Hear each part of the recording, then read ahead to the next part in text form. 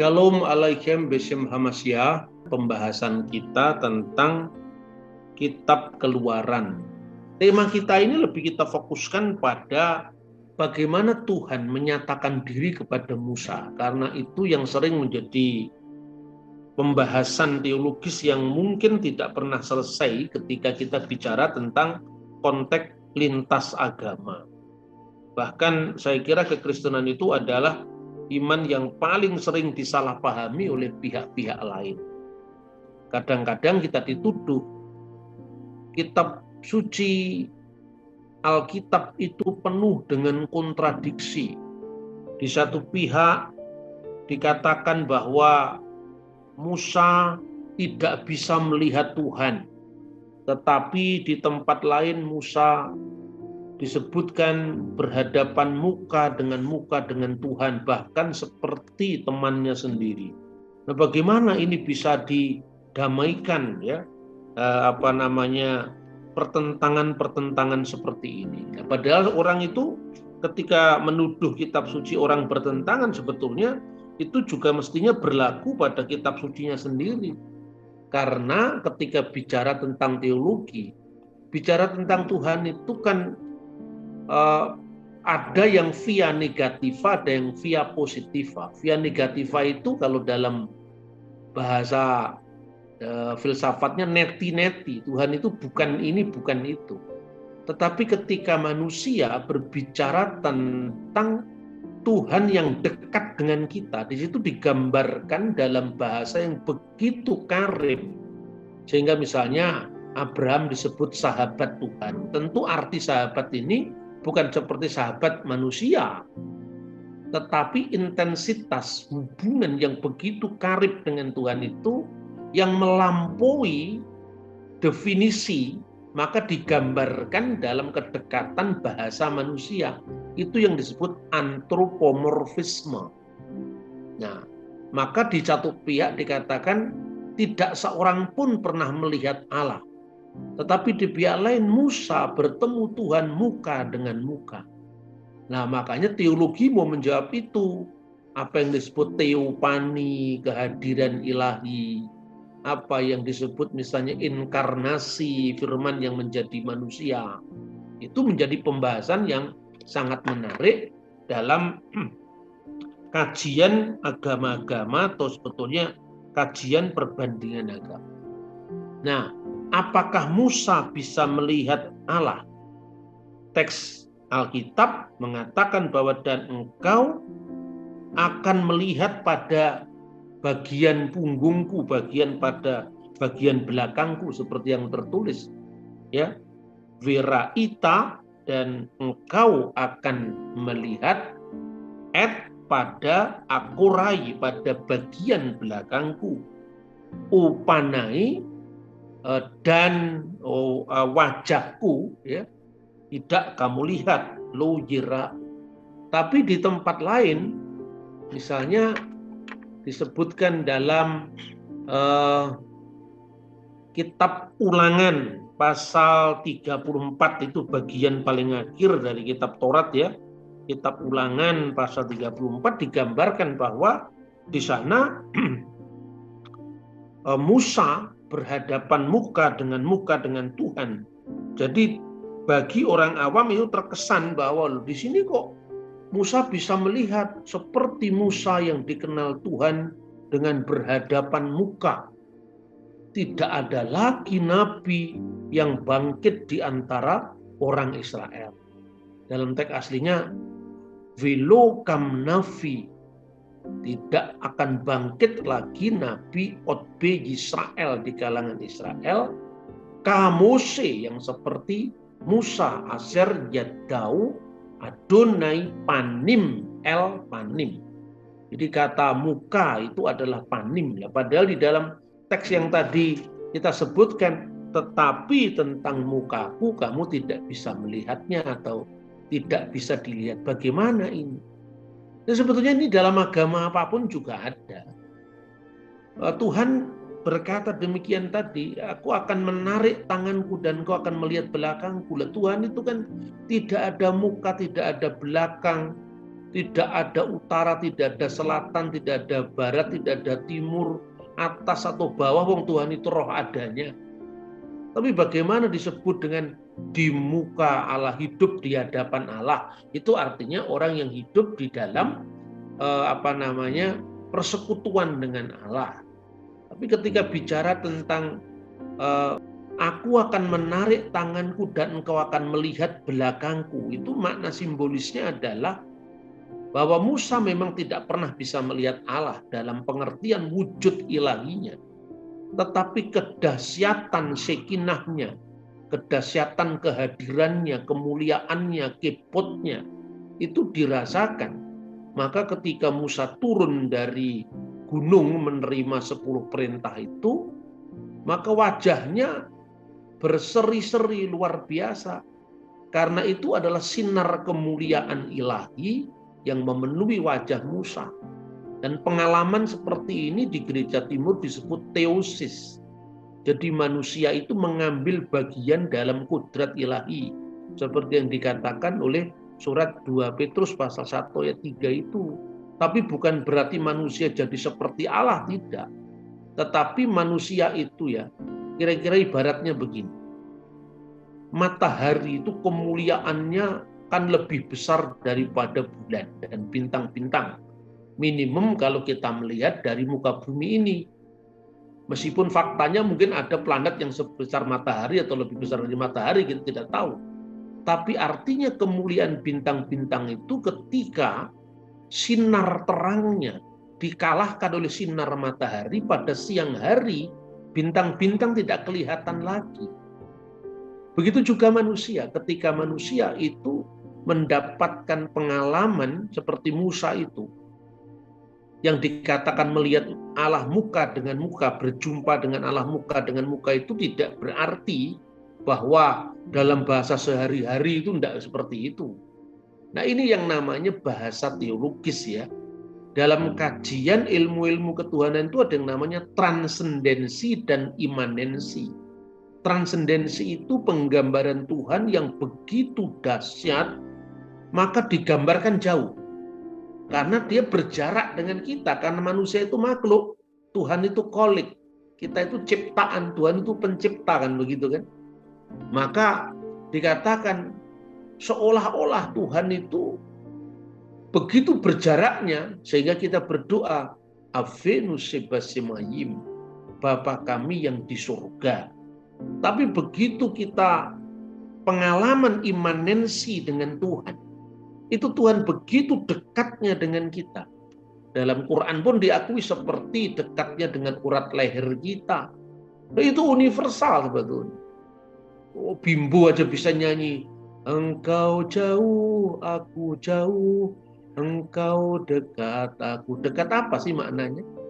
Maknanya bahwa itu pengalaman transendensi dan pengalaman imanensi. Orang Jawa juga menyebut Gusti Allah iku adoh tanpa wangenan, cedak tanpa singgulan. Dia jauh tapi tidak terbayangkan seperti apa. Tapi dekat pun toh kita tidak bersentuhan. Hanya mata rohani yang melihat. Jadi ajaran Kristen itu bukan sesederhana yang dikatakan, ini dikatakan bisa melihat, ini tidak dikatakan tidak bisa melihat. Itu hanya orang cari-cari yang tidak ngerti keseluruhan dari berita kitab suci yang begitu agung ya, dimaknai oleh manusia, dan itu hanya membutuhkan rahmat ilahi melalui Roh Kudus sehingga otak kita bisa dicerahkan. Dan pencarian yang jujur, bukan sekedar mencari kelemahan. Pengalaman-pengalaman seperti ini, saudara-saudara, tidak hanya itu direnungkan oleh orang Kristen dan itu mendadak ada begitu saja, tidak. Ya, tidak seperti itulah. Jadi gambarannya itu sebetulnya kekristenan tidak hanya muncul begitu saja, tetapi apa yang dihayati dalam kekristenan itu sesungguhnya merupakan kelanjutan dari apa yang direnungi, direfleksikan oleh umat yang terdahulu, yaitu orang-orang Yahudi. Bahwa orang Yahudi bukan hanya orang Parisi, bukan hanya orang Yahudi rabbinik, apalagi Yahudi setelah runtuhnya Bait Allah yang kedua, bukan hanya itu. Tetapi berbicara tentang Yudaisme itu ya kita harus berbicara tentang perpecahannya yang paling tua, yaitu orang Samaria dengan Taurat Samaria. Lalu orang-orang Yahudi praruntuhnya bait Allah, misalnya Eseni, ya. Kalau Saduki kan punah. Nah, baru kemudian bicara Kristen, lalu setelah itu bicara Yahudi Rabbinik yang muncul dalam reformasi sejak abad kedua. Jadi seperti itu. Nah, renungan-renungan tentang Tuhan yang transenden, Tuhan yang tidak bisa dilihat, seperti yang ditegaskan dalam Injil Yohanes dan juga surat-surat Rasul Paulus. Tuhan itu bertakhta di terang yang tak terhampiri, artinya tidak bisa dilihat. Lalu bagaimana dengan Yesus, Pak? Yesus kan bisa difoto. Lah firman kan menjadi manusia. Firman itu telah menjadi manusia. Jadi kemanusiaannya itu yang bisa dilihat, yang bisa gambar, ya kan? Orang mengatakan Trinitas itu adalah pendangkalan dari Taurat. Itu yang dangkal bukan Trinitas, yang dangkal yang bicara itu. Karena memahami iman itu dengan pemahaman yang tidak bisa membedakan yang metafisika dengan yang fisik. Tidak bisa membedakan antara gambaran Tuhan yang transenden imanen dengan gambaran satu batu, satu kelereng, satu Wagiono, satu Charles, seorang bupati, seorang gubernur, kan nggak bisa seperti itu. Jadi metodenya memang harus benar dulu, baru kita berbicara, ya. Kemudian ini itu contoh, ya. Tuhan di situ kan berfirman, Keluaran yang tadi saya baca di awal tadi, ya. Apabila kemuliaanku lewat, maka aku akan menempatkan engkau dalam lekuk gunung itu. Artinya pengalaman kedahsyatan Musa tentang transendensi ilahi sekaligus imanensi ilahi. Transendennya digambarkan bahwa engkau tidak akan bisa melihat aku, dan seorang tidak bisa melihat aku kalau dia tidak mati, gitu. Melihat Tuhan mesti mati, itu gambaran tentang transendensinya. Tetapi imanensinya, kedekatannya juga digambarkan. Fenomena kehadiran ilahi itu dialami oleh Musa. Apabila kemuliaanku lewat, maka aku akan menempatkan engkau dalam lekuk gunung itu, dan aku menudungi engkau dengan tanganku sampai aku berjalan lewat. Nah, seperti itu. Dan apa yang terbaca dalam teks ini di dalam Targum. Nah, Targum nanti kita akan lihat apa Targum, tapi kita baca dulu teksnya. Dan itu akan terjadi ketika kemuliaan Shekinah. Shekinah itu adalah kehadiran ilahi lewat di depanmu. Aku akan menempatkanmu di sebuah lekuk gunung batu, dan aku akan menaungimu dengan memraku sampai waktu yang aku lewat.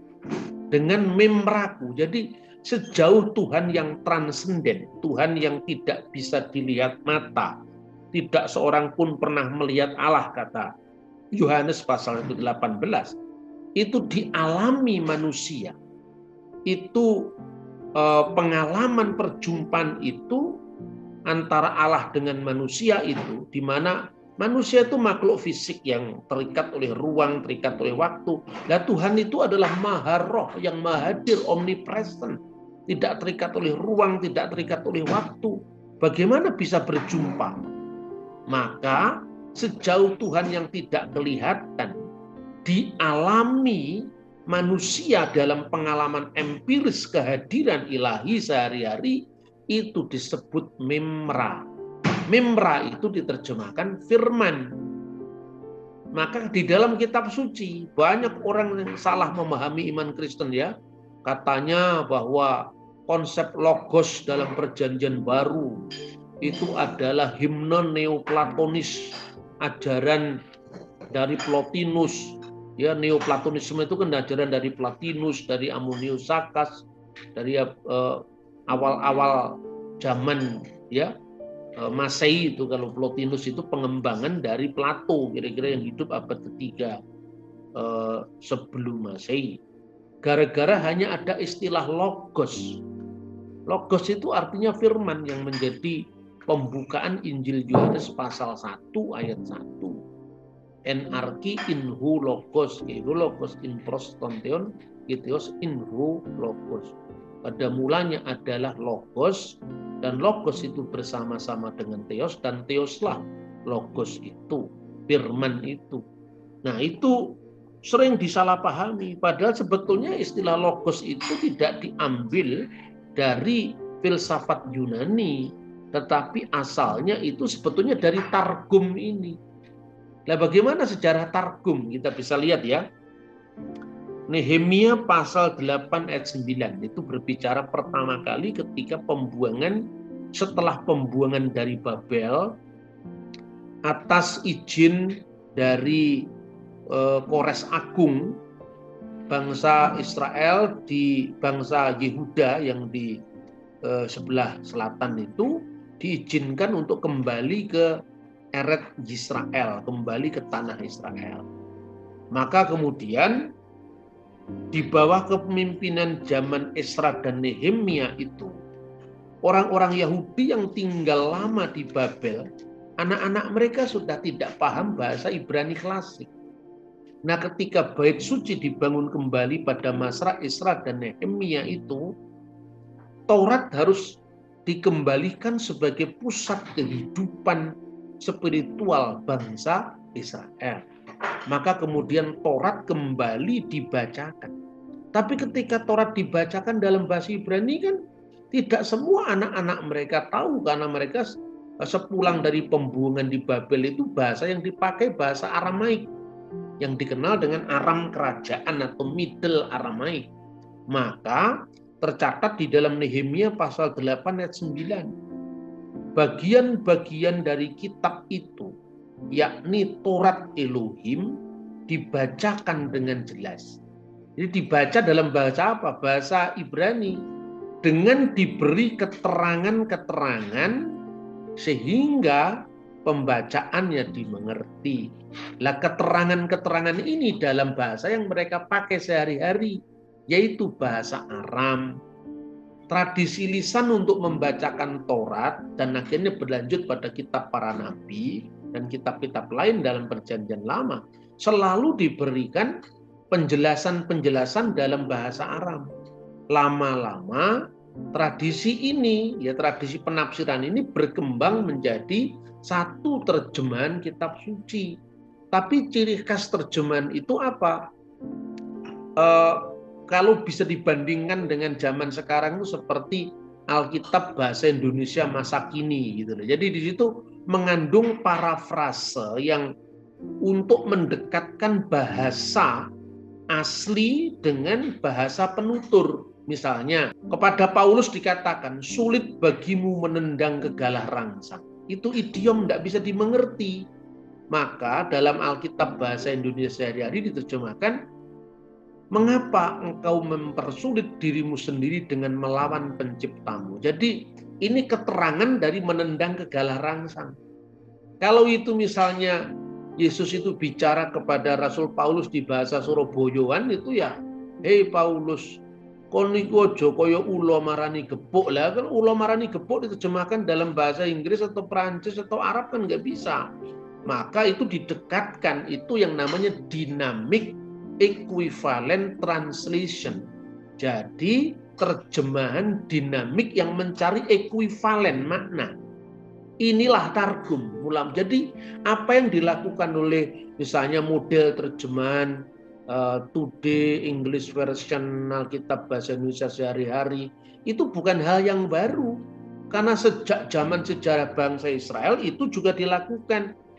Nah, kemudian dalam teks tadi dikatakan wa yikra basefer betorah Elohim, bagian dari kitab Taurat Elohim itu ya dibacakan meporas besom sekel wa ya binu bemikra. Nah, maka setelah itu kan padanan untuk the scriptures, kitab suci itu adalah the mikra. Itu ungkapan-ungkapan Yudaisme yang seperti itu.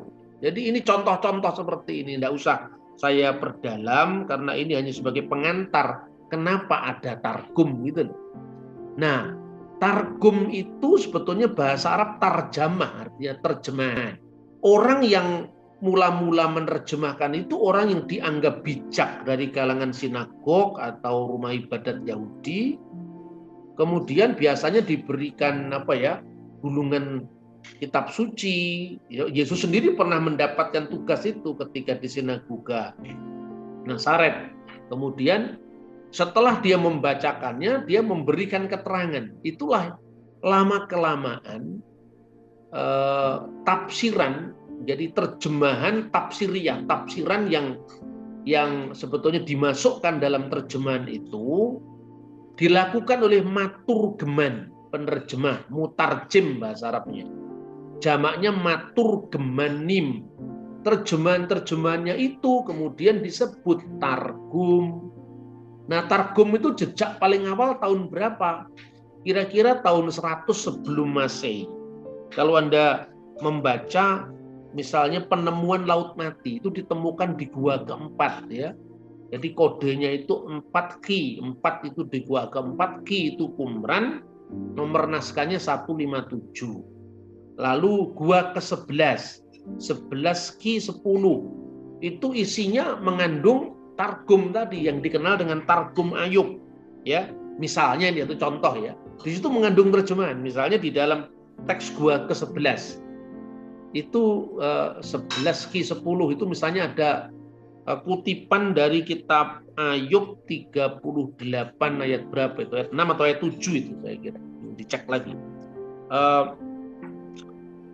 Dan semua anak-anak Allah bernyanyi, bintang-bintang fajar bersorak-sorai. Itu kan ya nanti dicek sendiri ayatnya di dalam kitab Ayub itu. Itu diterjemahkan kata Bene Ha Elohim, anak-anak Allah itu diterjemahkan dengan dalam targum dan malaikat-malaikat Allah, atau dan semua malaikat Allah bernyanyi gembira ketika bintang-bintang fajar itu bersinar.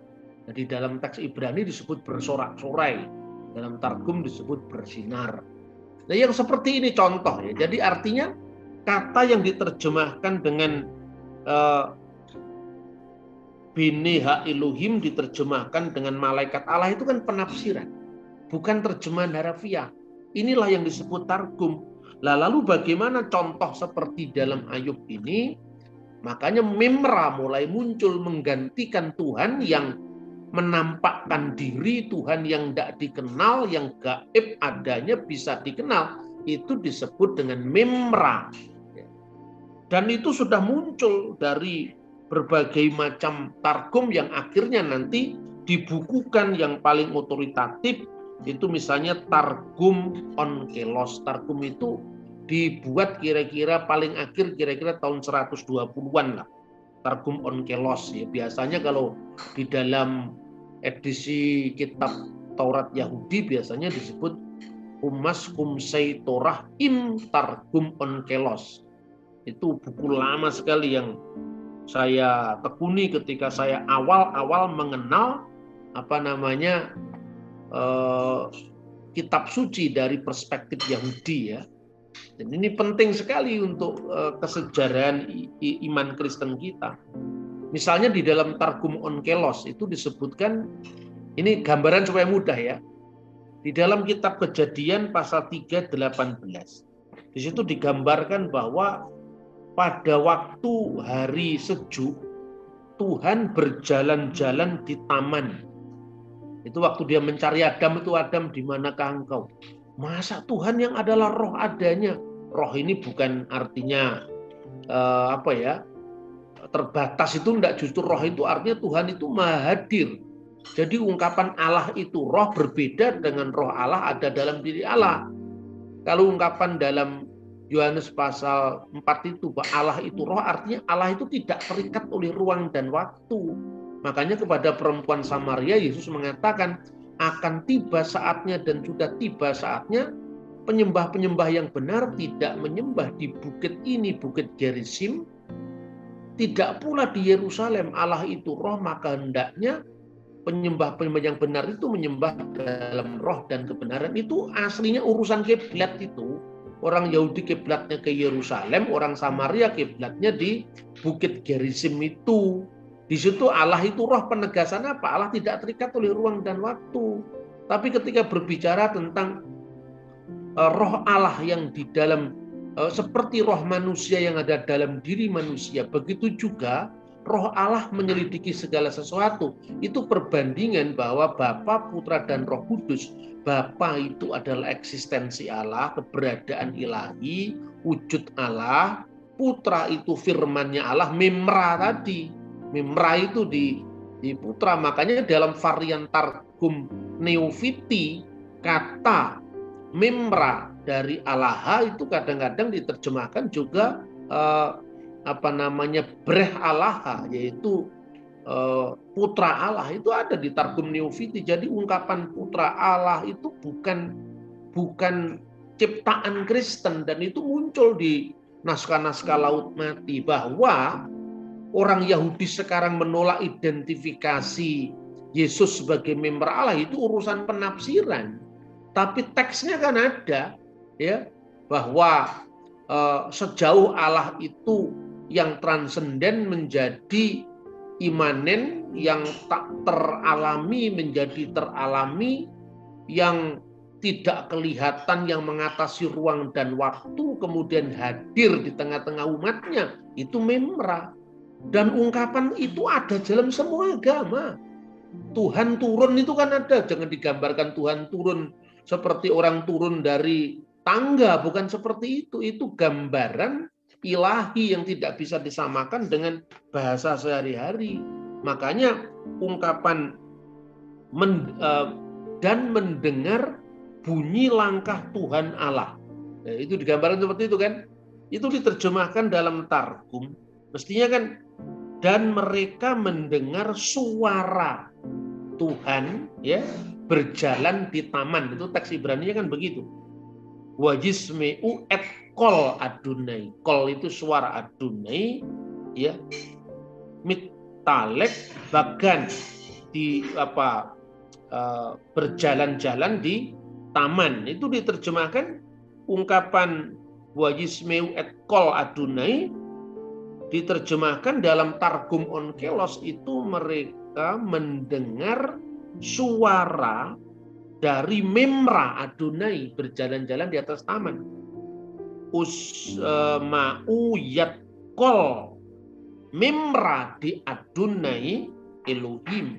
Mereka mendengar sabda dari Tuhan Allah itu. Jadi itu dalam Targum Onkelos. Kemudian nanti Targum Yonatan itu baru muncul setelah zaman Islam. Tapi saya kutip di sini, artinya saya hanya menunjukkan tentang kontinuitas penafsiran. Saya tidak sedang mencari pembenaran dari historisitas Targum Yonatan. Untuk kitab Taurat itu sebenarnya Targum Pseudo Yonatan. Kalau untuk kitab Nabi-Nabi Targum Yonatan. Kenapa disebut pseudo? Ya, karena memang Targum ini dianggap kurang otoritatif. Misalnya ada ungkapan nama istri Ismail adalah Aisyah, Fatimah, istri pertama dan istri kedua. Nah, pada zaman Ismail yang hidup tahun 1900 sebelum Masehi, mana ada orang Mesir namanya Fatimah? Mana ada orang Mesir namanya Aisyah? Itu pasti pengaruh Islam karena ditulis abad 8 atau awal abad 9 itu Targum Yonatan. Tapi ketika saya mengutip Targum Yonatan di sini, hanya menunjukkan mulai dari abad pertama sebelum Masehi ketika kita menemukan Targum Ayub, bagaimana di situ digambarkan bahwa sudah ada penafsiran dalam bahasa Arab atas teks-teks kitab Ayub, termasuk tadi ketika kita membahas memra, itu kemudian diteruskan oleh Targum Onkelos, Targum Yonatan, dan seterusnya. Itu untuk menunjukkan kontinuitas penafsiran, bukan pembenaran atas historisitasnya. Kalau pembenaran atas historisitasnya, saya tidak merasa dibenarkan oleh Targum dari abad 9, tetapi saya tentu lebih percaya tulisannya Yosefus dari abad pertama, atau sekalipun itu adalah tulisan di luar kitab suci, saya lebih percaya dengan misalnya kitab Yubileum yang berasal dari tahun 100 60-an sebelum Masehi yang juga naskahnya ditemukan di Qumran, atau sekalipun itu bukan kanonik, tetapi saya lebih percaya misalnya ketika bicara tentang figur Mesias sebagai anak Allah dalam kitab Henokh ketimbang kita harus membaca tulisan Rasi dari abad ke-11 gitu loh. Jadi membaca sejarah itu mesti runut. Jadi informasi yang tertua itu pasti akurasinya lebih tinggi ketimbang yang muncul ratusan tahun kemudian. Seperti itu saudara-saudara.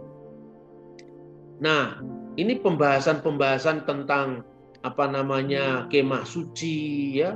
Itu kan sebetulnya ukuran-ukurannya dan sebagainya itu kan sudah dibahas dalam Keluaran pasal 26, lalu diulang kembali ketika dikaitkan Musa untuk membuatnya itu di pasal 38 atau 36 itu pasal semula sampai pasal 38. Kemudian tabut perjanjian ya itu disebutkan dalam pasal 25 yang beberapa sesi yang lalu, kemudian juga diulang lagi di dalam pasal 37 ayat 1 dan 9. Kita sudah membahas tentang ini ya.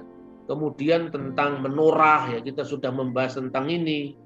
Yang ketika kita membahas pasal 25 ayat 31 sampai 40, kemudian diulang lagi dikaitkan dengan pembuatannya pada masa itu disebutkan dalam pasal 37 ayat 17 sampai 22. Kemudian peralatan-peralatan dan kemah suci dalam kitab Taurat ya, misalnya tabut perjanjian tadi yang sudah kita sampaikan, pembuatan menorah, meja roti sajian, mezbah korban bakaran, itu semua simbol-simbol dalam kitab Tanakh yang kemudian itu dihayati secara kontinu oleh iman Kristen, karena kekristenan adalah mula-mula bagian dari keyahudian itu.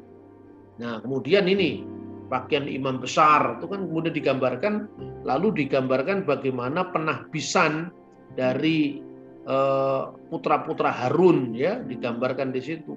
Ini bajunya imam besar, itu di atasnya itu ada ungkapan Ibrani kuduslah Adonai ya, kuduslah Adonai. Kemudian itu terbuat dari serbannya itu terbuat, kemudian ada patamnya dari emas murni yang dilekatkan di tulisan kuduslah Ladunai ya, kuduslah kepada Tuhan. Kemudian tutup dadanya, ikat pinggangnya, baju efod ada urim dan tumim, kemeja dengan gamis dan celana lenan dan sebagainya, dideskripsikan lengkap di dalam pasal Keluaran pasal 28 sampai pasal 29 1 sampai 37. Nah, seperti kita membahas Ramayana tadi, untuk kita tidak kita bahas sampai detail, nanti kita bisa baca sendiri. Tapi yang mau saya sampaikan ini, bandingkan pakaian imam itu dengan ini, bajunya dari Pop Tawadros kedua. Kemudian orang bertanya, loh kok Paus Katolik lebih sederhana? Itu kan soal penyederhanaan di dunia modern.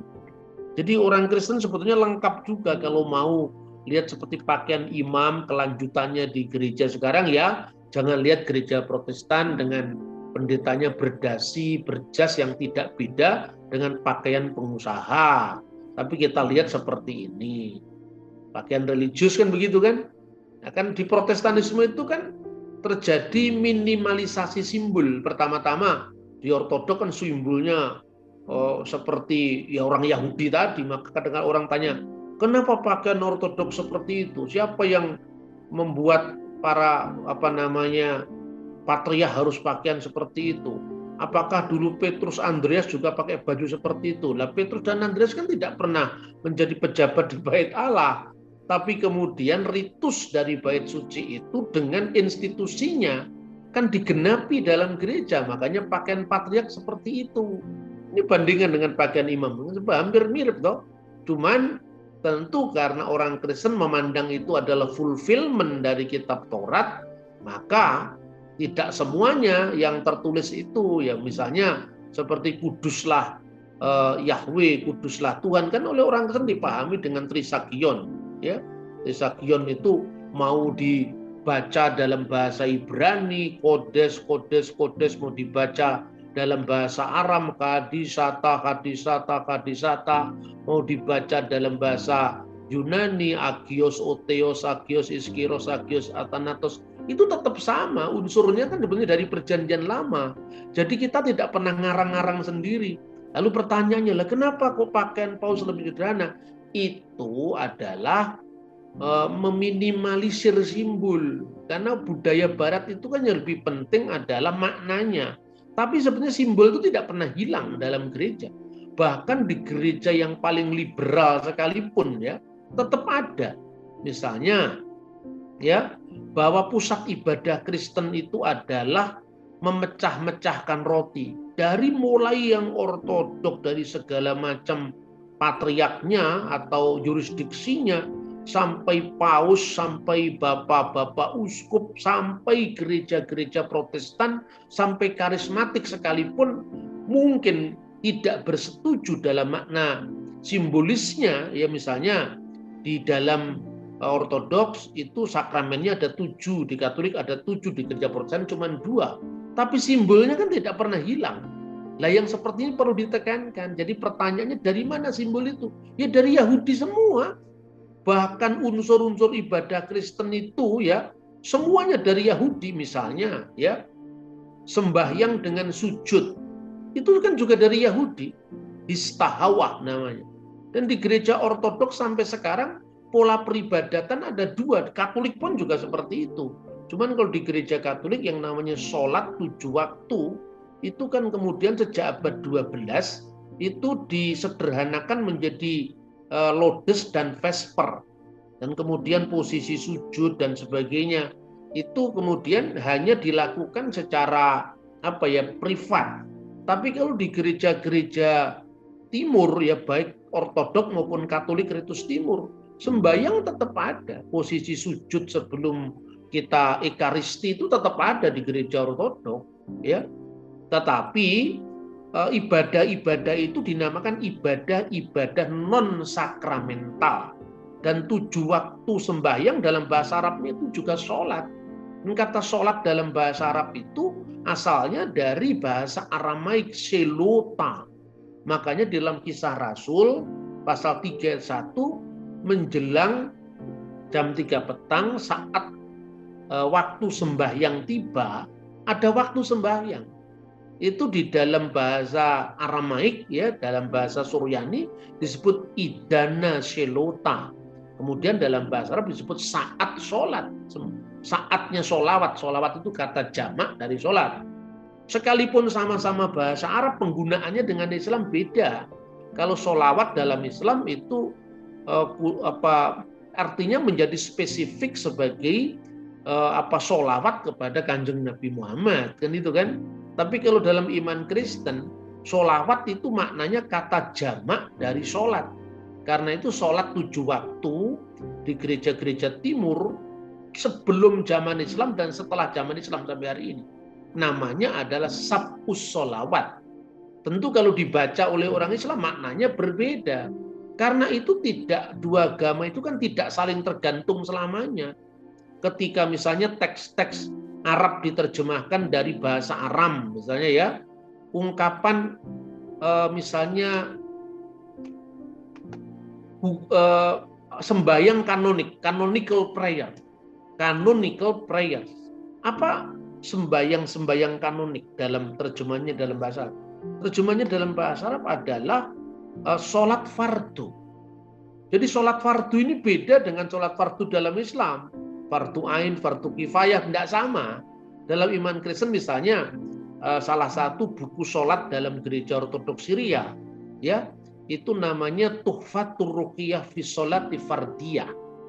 Itu artinya pahala-pahala rohani dalam sholat fardu. Sholat fardu ini artinya bukan fardu ain, fardu kifayah, tapi sembahyang-sembahyang yang ditekankan, yang ditentukan dalam hukum kanon.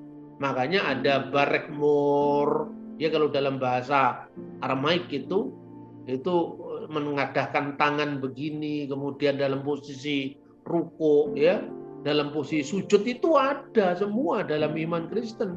Dan itu bukan mengambil dari Islam. Yang namanya kompilasi tentang sholat 7 waktu itu sudah dilakukan tahun 215 oleh Hippolytus. Hippolytus itu siapa? Santo Hippolytus. Hippolytus itu muridnya Irenaeus. Irenaeus muridnya Polikarpus. Polikarpus muridnya Yohanes. Yohanes muridnya Yesus. Ada kesinambungan tanpa putus. Ya, saya cerita begini tuh karena simbol-simbol dalam kekristenan itu asalnya dari Yudaisme. Nah, kalau ibadah perjamuan suci dalam iman Kristen atau yang disebut dengan khidmat al-Qudas, jadi pelayanan kudas, atau dalam bahasa Inggris Holy Mass, misa suci, itu merupakan ibadah sakramen Yahudi yang sudah hilang, yaitu Yom Kippur. Yom Kippur itu adalah upacara penebusan dosa. Ini dalam kitab yang sekarang kita bahas itu ada, nanti dibaca sendiri Yom Kippur. Khususnya nanti bagian pengajian kita berikutnya dari kitab Imamat, ya. Itu ada semua. Nah, karena ibadah Yahudi itu sekarang mengembangkan ibadah sinagog, maka Yom Kippur tidak ada lagi karena Bait Allah sudah tidak ada. Nah, ibadah Yahudi yang disebut penebusan dosa atau Yom Kippur itulah yang diteruskan iman Kristen menjadi Ekaristi suci atau khidmatul Qudas tadi. Yang di Yahudi malah sudah tidak ada karena hilangnya Bait Allah. Jadi misalnya sekarang, tadi kan ada ketentuan tentang bagaimana ukupan itu pemakaian dupa. Itu kan masih ada di iman Kristen sekarang, baik itu Ortodok maupun Katolik Kristus Timur maupun gereja Lutheran kan masih ada. Bahwa kemudian di Calvinis tidak ada, itu kan minimalisasi simbol. Boleh-boleh saja orang Protestan mengartikan seperti itu, tapi jangan lupa asal usulnya kan itu kan. Saya pernah ditanya, loh Pak, kok di dalam gereja Ortodok ada dupa, pemakaian dupa. Lalu baca itu kitab Keluaran, ada ketentuan tentang bagaimana mezbah pedupaan, lalu Zakaria juga melakukan tugas itu di bait suci, ya, pada saat kelahiran Yohanes Pembaptis diberitakan itu kan sedang membakar ukupan. Terus dia tanya, lo kan sekarang zaman perjanjian baru, lah masa transisinya gimana kok tiba-tiba sekarang tidak ada? Kan ada masa transisinya. Masa transisi itu kan dalam sejarah manapun ada juga. Sebelum ada Undang-Undang Perkawinan nomor 1 tahun 74, kita pakai apa? Ordonansi kawin Kristen itu misalnya, Holy Ordinance, Kristen Ordonansi Kristen tahun 37. Sebelum itu ada apa kan? Itu ada kesinambungannya. Sebelum kita sekarang ada simbol Garuda Pancasila, sebelumnya apa ya? Itu Garuda. Itu adalah simbol burung yang perkasa yang membela ibunya dari penjajahan. Simbol-simbol itu kan bersinambung, gitu loh. Jadi kita ini kalau membaca mesti perspektifnya mesti holistik, mesti lengkap. Maka kalau ditanya, kenapa harus ada dupa? Lah kenapa di kitab Keluaran juga harus ada ketentuan yang sedetil-detilnya, ukurannya harus sekian hasta? Kenapa? Ya, karena itu adalah simbol ketaatan kita kepada Tuhan, maka kita apapun yang tertulis dalam firman-Nya itu kita lestarikan. Tapi dalam perspektif Kristiani, pelestarian simbol itu ada penggenapannya, bukan hanya sekedar simbol saja. Saya guyoni makanya sering kali, loh, kenapa kok mempersoalkan dupa? Kamu kalau berdoa, kiranya persembahan ini menjadi dupa yang harum. Mana dupanya? Loh kok iya ya? Ya karena dulu pernah ada dupa, kemudian tidak ada dupa. Bahwa sekarang dupa sering dipakai untuk orang mengundang setan, itu lain lagi. Setan itu kan peniru. Ya artinya semua alam semesta ini kan miliknya Tuhan yang kemudian ditiru-tiru oleh plagiatornya itu. Setan-setan itu, anehnya yang niru-niru itu dianggap pemilik hak cipta. Jadi misalnya sekarang contohnya kayak misalnya pemakaian dupa itu kan ada dalam kitab Taurat. Sekarang yang kita lihat pakai dupa itu cuma dukun, dipikirnya yang Kristen pakai dupa itu nyuntuh dukun, padahal dukunnya nyuntuh kita kan gitu. Makanya harus dilacak para peniru itu. Jadi cara melacaknya bagaimana? Dia membaca sejarah.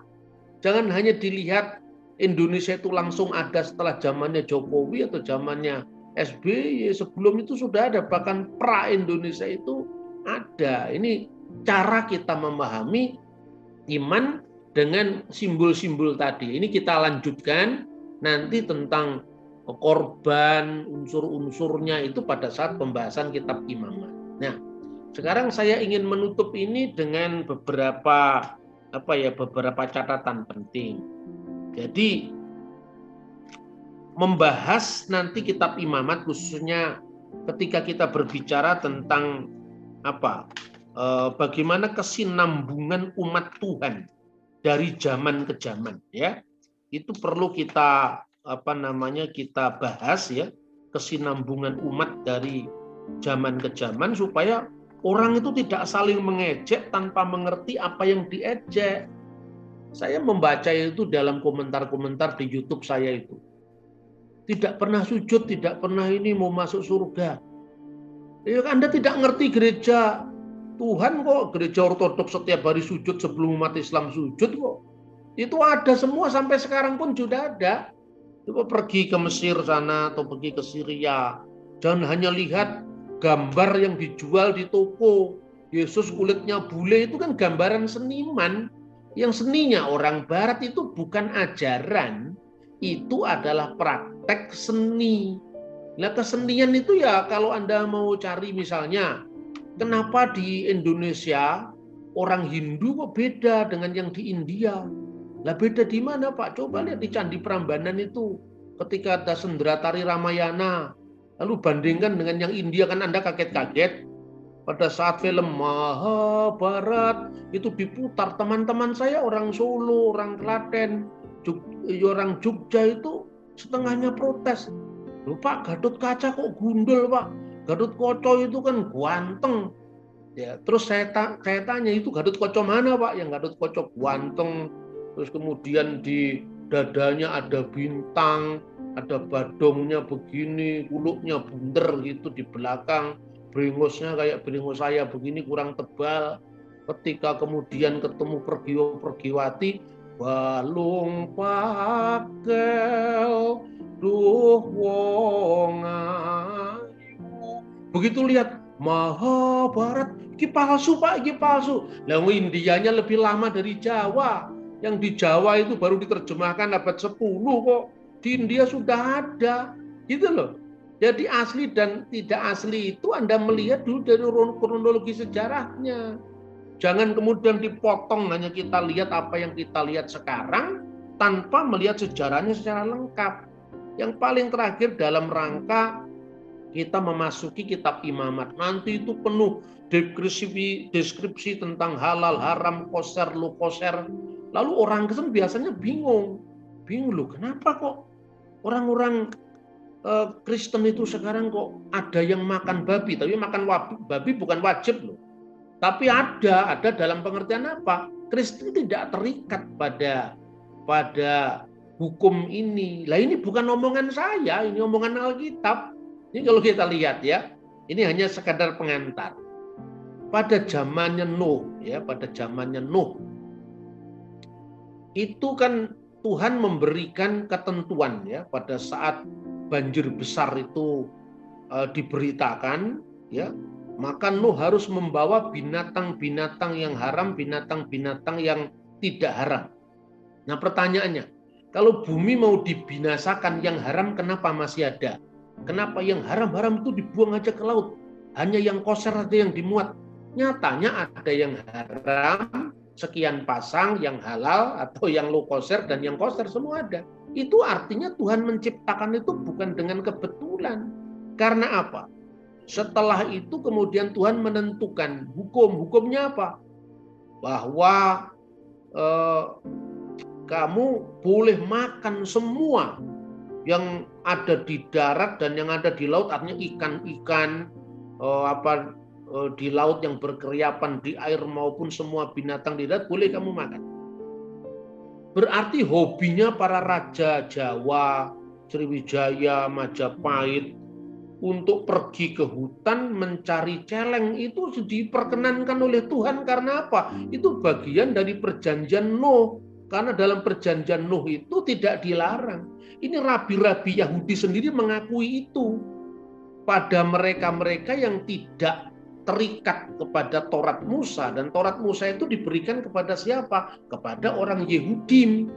Lah kita yang bukan orang Yehudim, kita orang Goyim, Batak, Jawa, Tionghoa, Papua itu kan orang Goyim. Orang Goyim pakai hukum apa? Pakai hukum Nuh, maka disebut sebagai misfot Bene Nuh, Bene Noah, ya. Sementara untuk yang orang Israel, mitzvot Torah, hukum ketentuan-ketentuan Torah.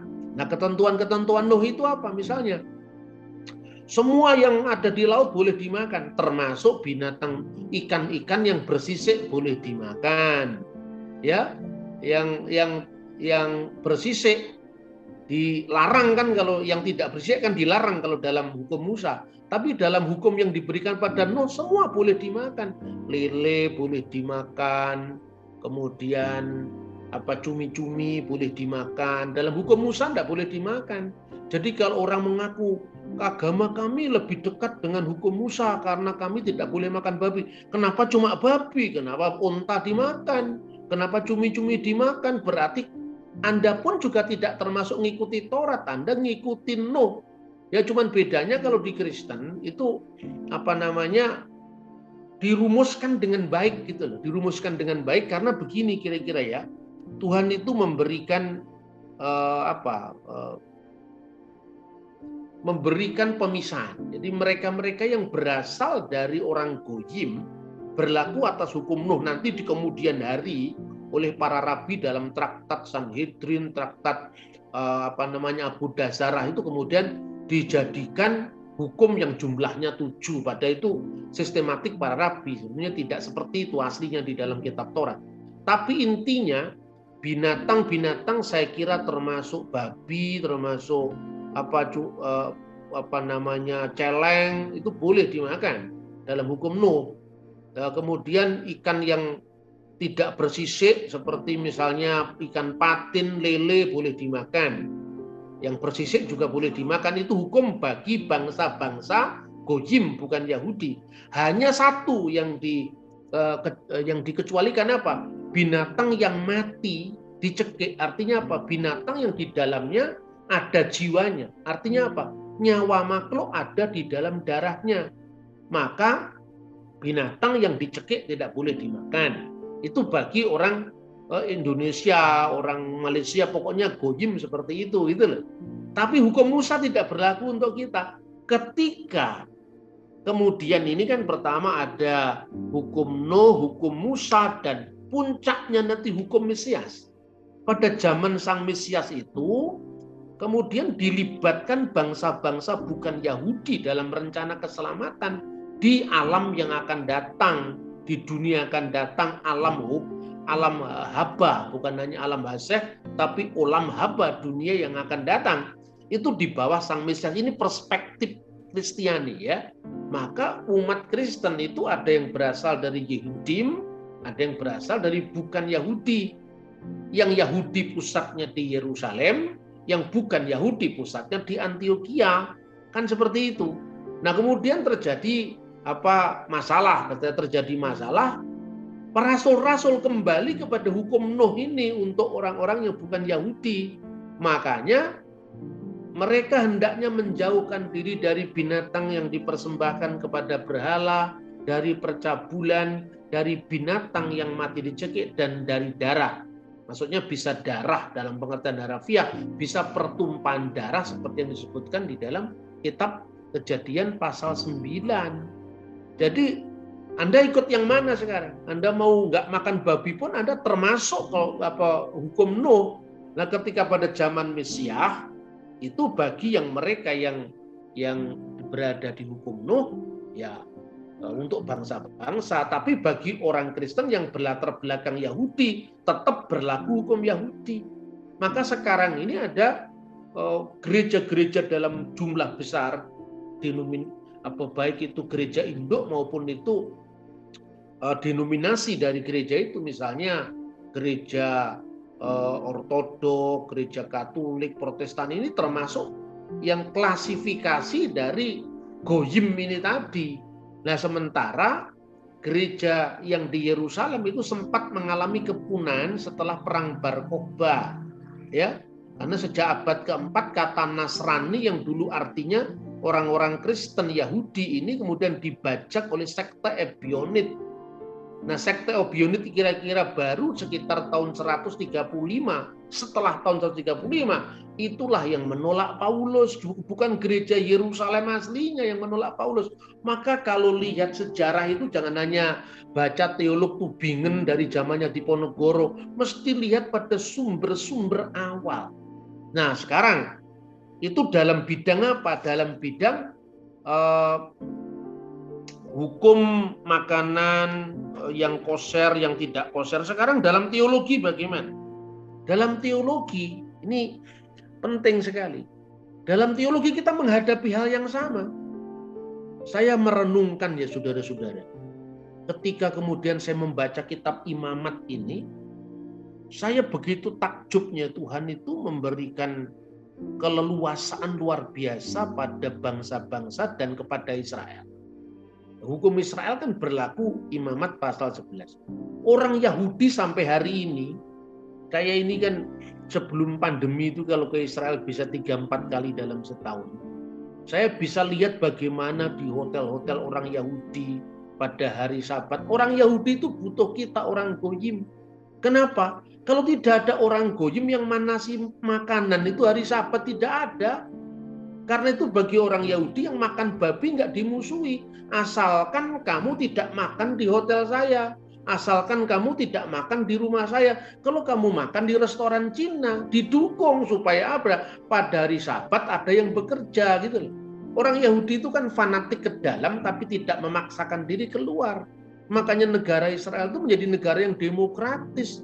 Jangankan kok Kristen, orang Bahai yang tidak ada hubungan dengan Yahudi pun itu bisa bikin kuil besar di Haifa. Agama itu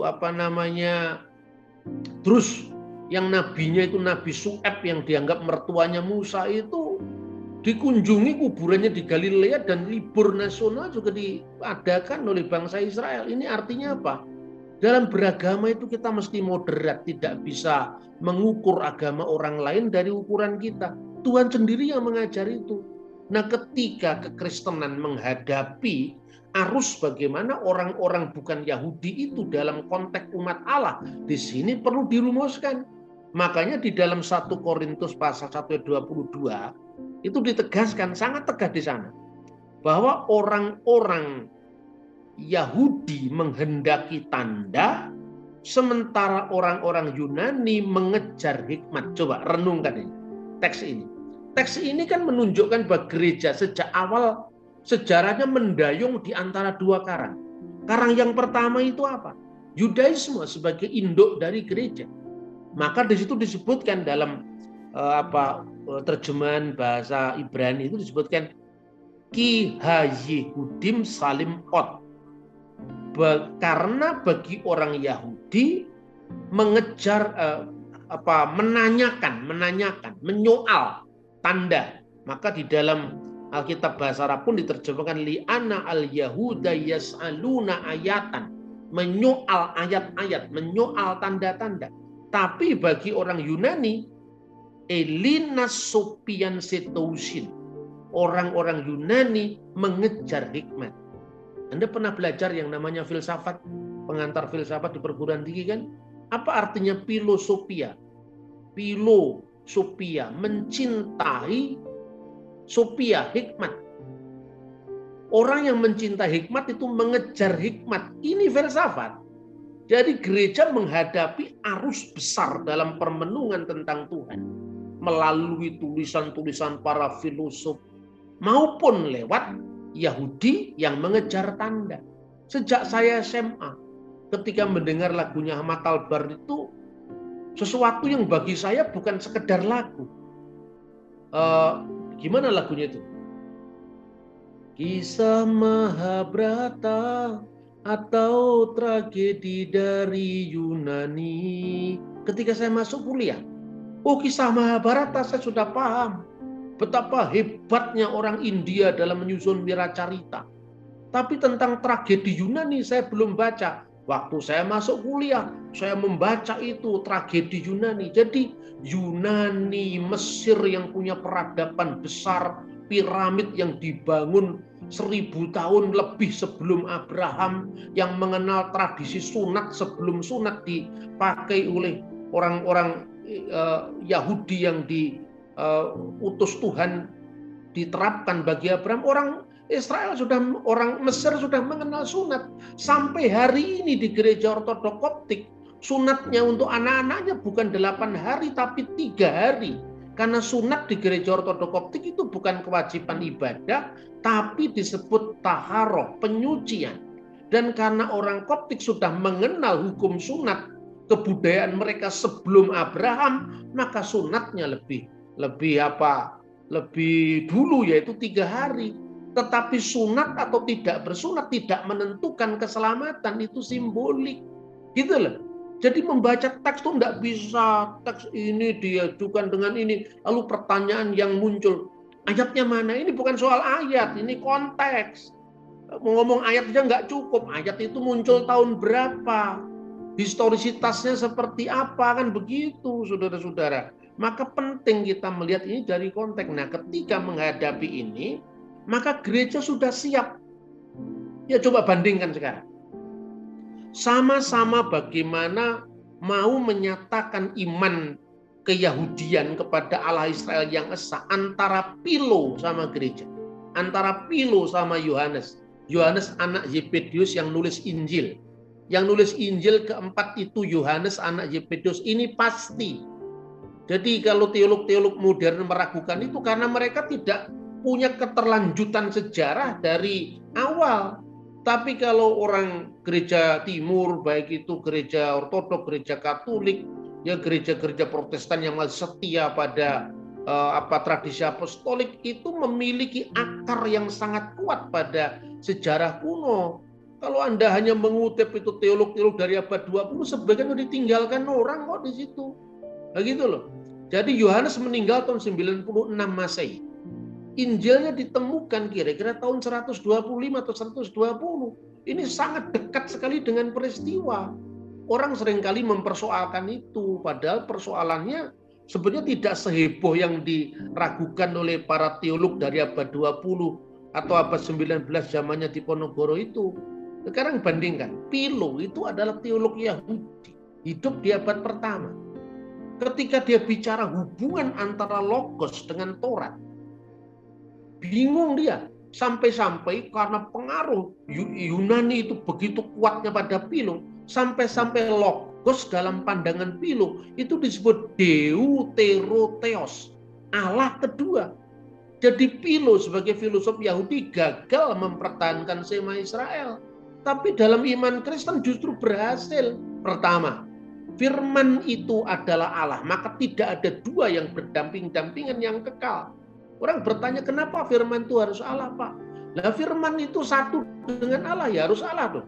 Kalau Allah itu ada dulu, firmannya pernah tidak ada, berarti Allah pernah ada tanpa firmannya. Kalau firman dulu, firmannya siapa? Itu satu kok. Nah itu loh. Maka firman adalah Allah itu menunjukkan bahwa hanya ada satu yang kekal, yang tidak diawali waktu, yang tidak diakhiri waktu. Tapi kalau Anda mengatakan firman itu ciptaan seperti kaum Unitarian atau Saksi Yehova, berarti Allah dibantu ciptaannya, yaitu firman tadi yang gelarnya firman. Bagaimana cara membantunya? Allah itu menciptakan kreasio ex nihilo, dari tidak ada menjadi ada. Sementara kalau Yesus itu dianggap ciptaan dan membantu sang pencipta, berarti Tuhan itu butuh bantuan ciptaannya. Maka sangat masuk akal apabila firman itu adalah Allah sendiri. Tapi ketika firman menjadi manusia, firman sepenuhnya manusia. Loh, kok dicampur-campur? Yang bilang-bilang dicampur siapa? Di konsili sudah jelas. Hubungan antara keduanya itu tidak berbaur, tidak terpisah, ya. Tidak terbagi, tidak terpisah, tidak berbaur, tidak berubah. Karena tidak terbagi tapi tidak terpisah.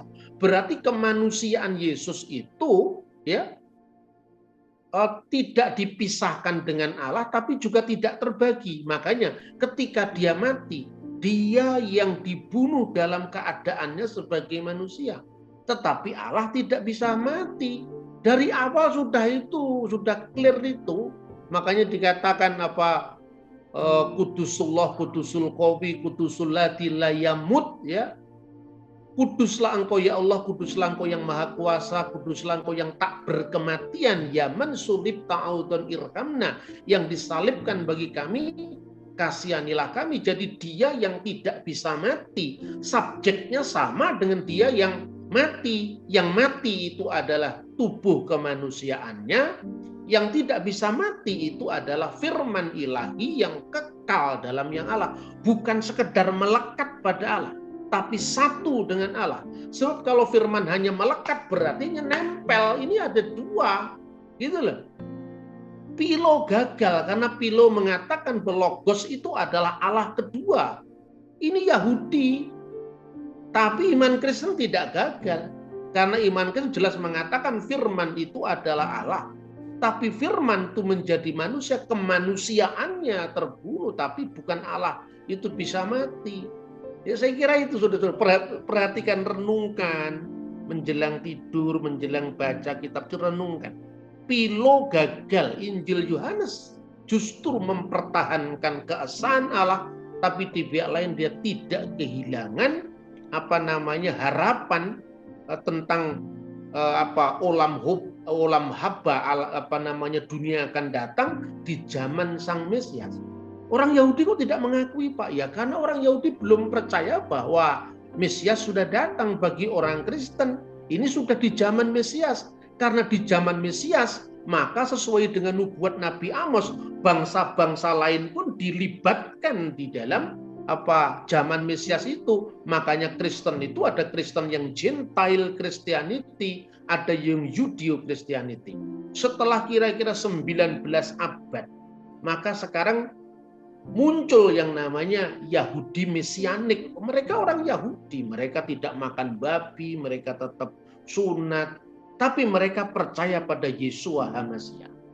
Tidak usah marah sama saya, tapi renungkan saja, cek and recheck apa yang saya katakan, ya.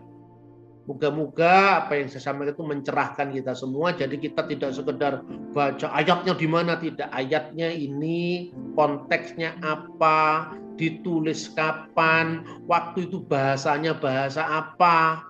Jangan kemudian mempersoalkan Injil Yohanes ditulis dalam bahasa Yunani.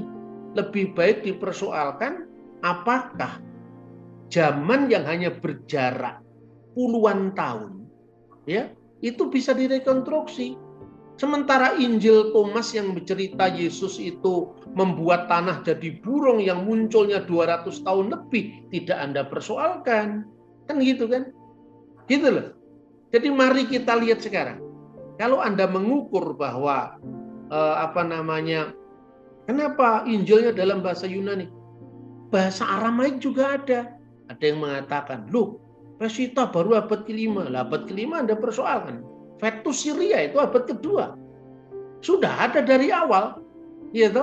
Jadi artinya bahwa kita ini udahlah, semangat polemik, semangat untuk menyerang orang lain dikurangi.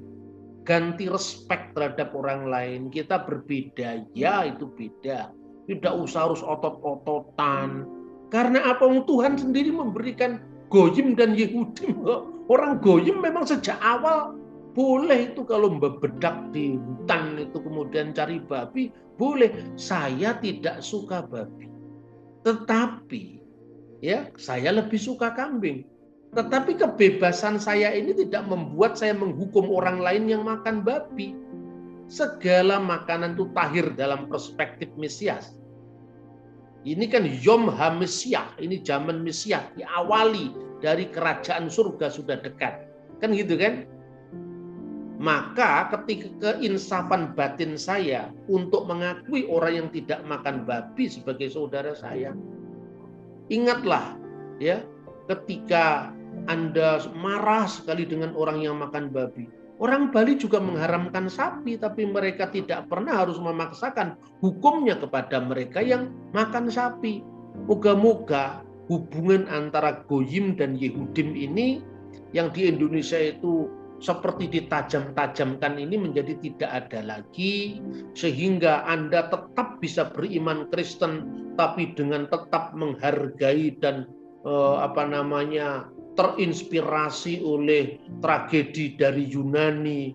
Anda bisa terinspirasi, tercerahkan dari Mahabharata, sloka-sloka suci India, ajaran Konfusius dari Cina. Toh itu ajaran moral yang baik. Untuk apa kita harus membenci mereka? Itu bagian dari perjanjian Nuh dalam agama-agama besar dunia. Tuhan memberkati kita. Shalom alaikum. Beshem Hamasiyah.